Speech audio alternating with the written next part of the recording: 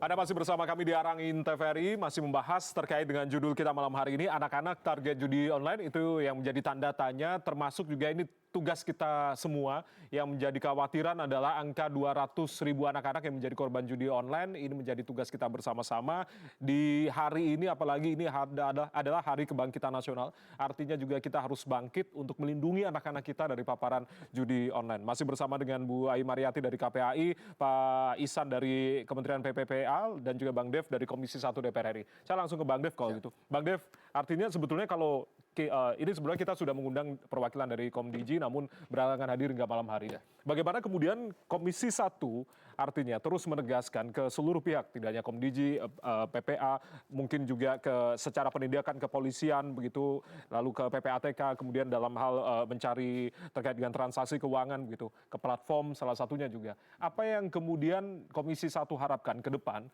ketika ada PP Tunas, kita juga ingin ini semoga bisa berdampak lah setidaknya kepada anak-anak yang kemudian terpapar judi online. Lalu juga ada tadi terkait dengan peta jalan PARD. Apa yang kemudian juga harus ditekankan lagi terkait dengan mengurangi target anak-anak ini untuk terpapar judi online?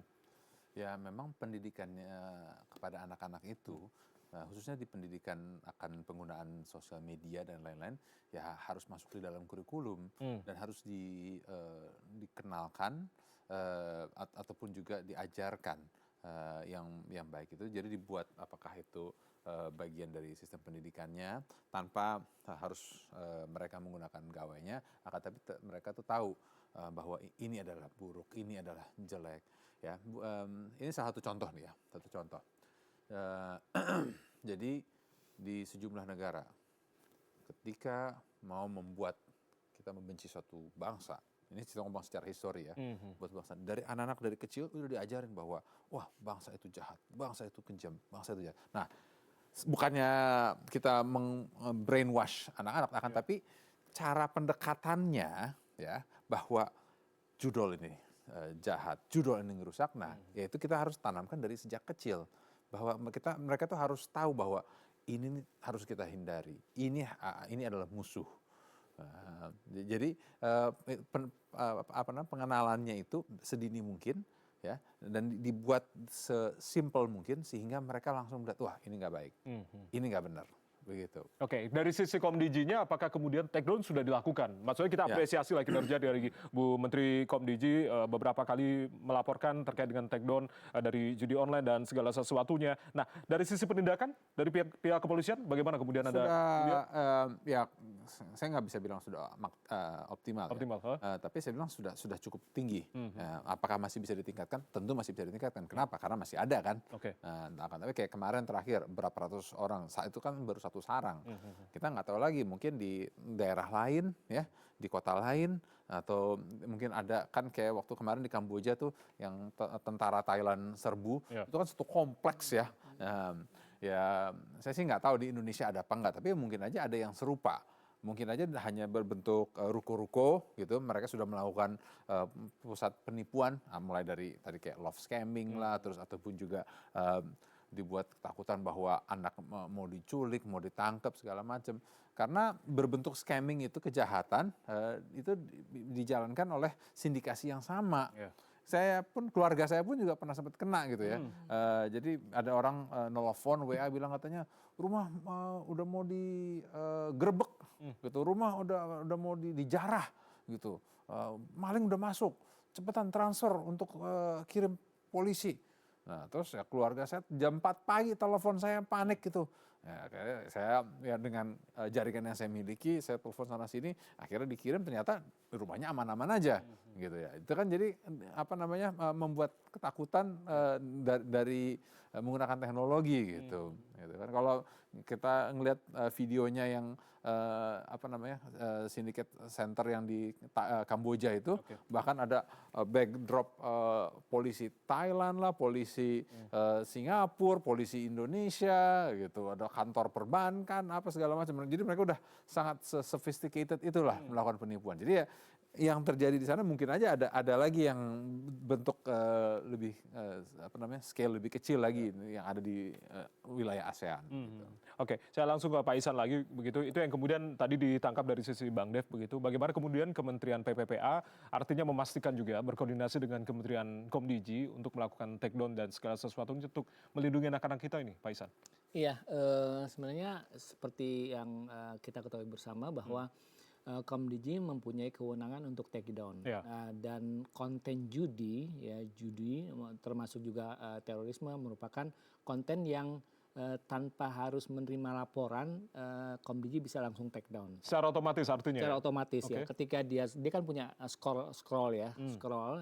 Ketika ini ada indikasi judul, dia langsung take down. Tapi iklan masih terus bermunculan. Ya, Ini di take down satu muncul 1000 lagi Ya begitu. mungkin nanti kita coba konfirmasi ke Komdiji ya sejauh mana apakah judul-judul yang disamarkan itu sudah juga bisa dideteksi atau tidak ya kan. Kalau yang sudah jelas-jelasan itu judi online ini mungkin langsung di take down ya. Tapi kalau yang masih samar ya terselubung manipulatif itu apakah sudah terdeteksi atau belum, nah itu nanti mungkin kita perlu konfirmasi ke Komdiji ya.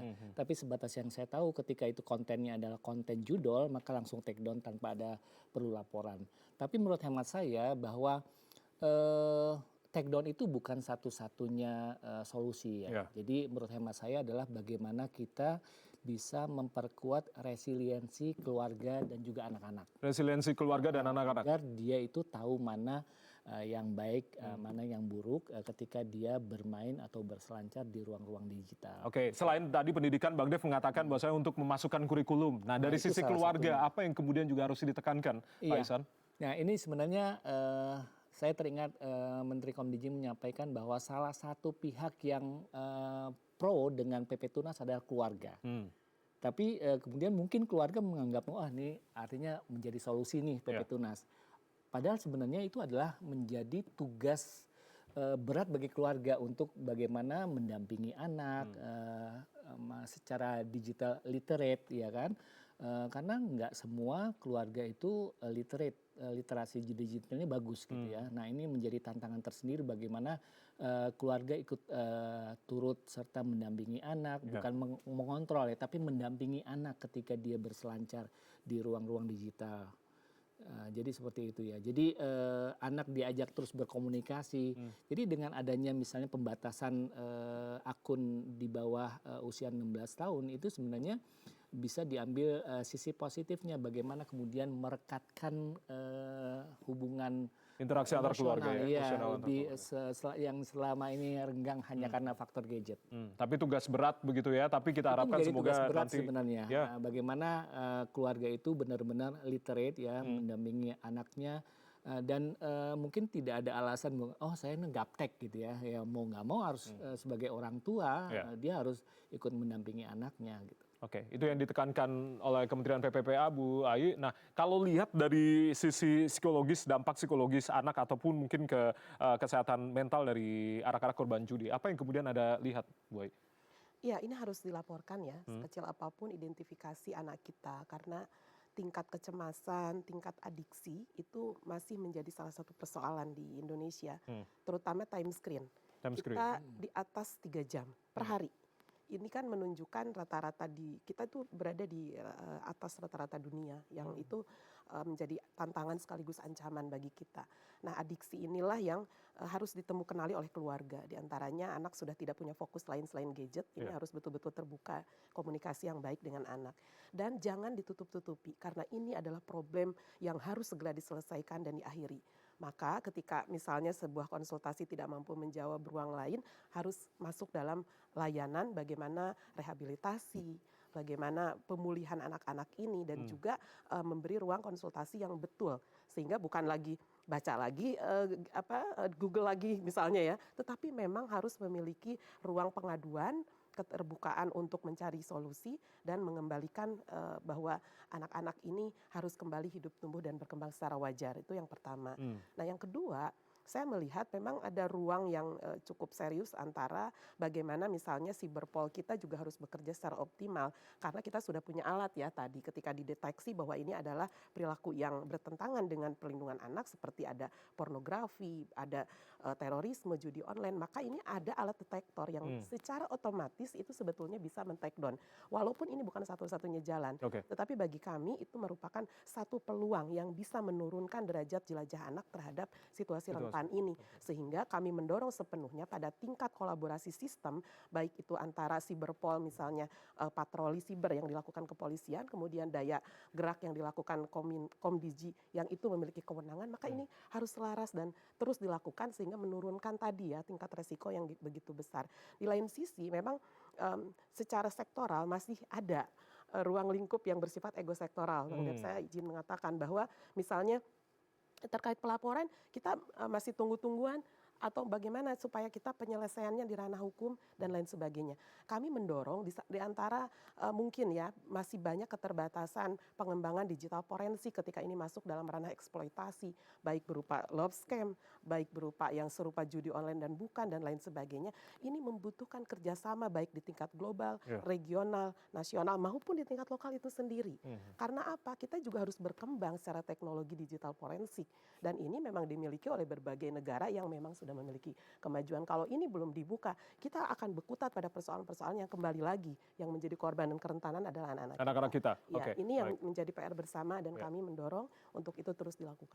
Sebelum saya akan minta tanggapan Bang Dev terkait dengan ego sektoral, tapi Bu Ai ini terkait dengan anak-anak yang menjadi korban paparan dari judi online, apakah kemudian memiliki tempat rehabilitasi secara khusus? Apakah juga tadi memang Pak Ihsan mengatakan ada UPTD di setiap masing-masing daerah begitu. Bagaimana kemudian PPE dari KPAI melihat terkait dengan tempat khususkah atau seperti apa sebetulnya anak-anak ini pendampingannya? Karena nanti ada eskalasinya sampai mana tingkat intervensi harus dilakukan. Nah sehingga yang kami betul-betul buka di sini adalah mari melapor, mari sampaikan pengaduan. Setelah itu kami identifikasi harus dirujuk apakah ke rumah sakit misalnya ya di tingkat kota kabupaten itu masih memungkinkan. Kita ada rumah sakit jiwa di situ, kita ada konsultasi yang bisa sangat gratis dan mudah sekali diakses oleh keluarga misalnya, dan juga tentu ada rujukan kesehatan yang bersifat spesifik kalau ini sudah masuk dalam kapasitas yang memang dibutuhkan perlindungan secara lebih khusus. Nah artinya ini pun secara regulasi sudah ada di dalam misalnya PP 87 terkait PKA perlindungan khusus anak ya, bagaimana di seluruh Indonesia kota kabupaten itu harus memiliki kecepatan, itu yang paling utama, dan yang kedua adalah pemulihan secara komprehensif karena anak-anak ini sejalan dengan mitigasinya hak dia pendidikannya kan itu tidak boleh menunggu misalnya dia sembuh dulu baru sekolah, tidak, tapi ada ruang-ruang yang bersamaan dengan hak dan apa yang mereka pulihkan, maka disitulah pendampingan, kemudian pemberian rehabilitasi. Ini harus betul-betul menjadi satu kesadaran bersama supaya anak-anak tidak menunggu, supaya anak-anak tidak terjebak lebih jauh. Mari temu kenali di keluarga apakah dia sudah mulai tidak punya fokus pada hal lain kecuali gadget, maka itu ada indikasi yang harus segera kita atas.